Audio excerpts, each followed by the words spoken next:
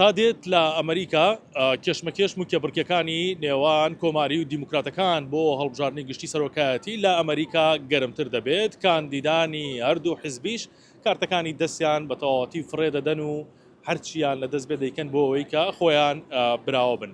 دۆناڵد ترامپ کاندیدی کۆمارەکان لە دوایەمین دوو دەرکەوتنیدا هەرای ناوەتەوە لەسەر شەقامی ئەمریکی. لە پۆدکاستی بەناوبانگی جۆ ڕۆگن دۆناڵد ترامپ ئاماژەی بەوە کردووە کە باج لەسەر خەڵک لا دەبات لە بەرامبەردا گومرگ زیاد دەکات.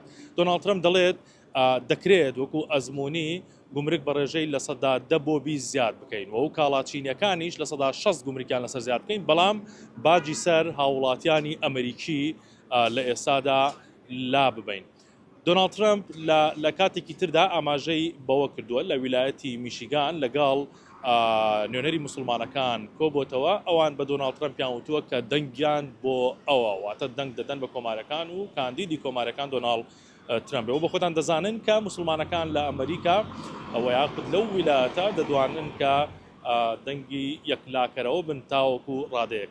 لە بەرامبەردا کامەلا هاریس کاندیدی دیموکراتەکانیش دەسەوەستان نەوەستاوە. ئەو ئاماژە بەوە دەکات کە خەڵکی ویلایەتی میشیگان بچن بۆ سەر سنووقەکانی دەنگدان و دەنگ بدەن. لە ڕۆژی شەممەوە هەڵبژاردننی پێشوەختە لە ویلایەتی میشیگان کارا کراوە و ئاوڵاتیانی ویلایەتە توان بچن دەنگ بدەن. چاوەڕێ دەکرێت کامەلا هاریس لەگەڵ میشێل ئۆباما خانم پێشتری ئەمریکا لە میشیگان دەربکەوێت و پێی وایە ئەو کاریگەری دەبێت لەسەر دەنگی عەرەبەکان و مسلمانەکان لەو ویلایەتە. کامەلا هاریس ئاماژەی بەوە کردووە دۆناڵد ترامپ مەترسیە لەسەر ئاسایشی ئەمریکا و دەتوانن بڕۆن لەو کەسانە بپرسن کە لە کاتەکانی پێشووە لە کۆشکی سپی لەگەڵ ترامپ کاریان کردووە.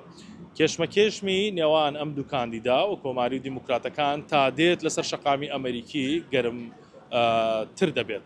ئەوەی کە هەیە لە تاوەکو ئێستا لە دەنگدانی گشتیدا دەنگی ئەم دوو کاندیدا وەکو یەکوان، بەڵام لە حەوت ویلایەتە گۆڕاوەکە ئەوەی کە تاوەکو ئێستا یەکلا نین کە دەنگ بە دیموکراتەکان دەدەن یاخود کۆماریەکان.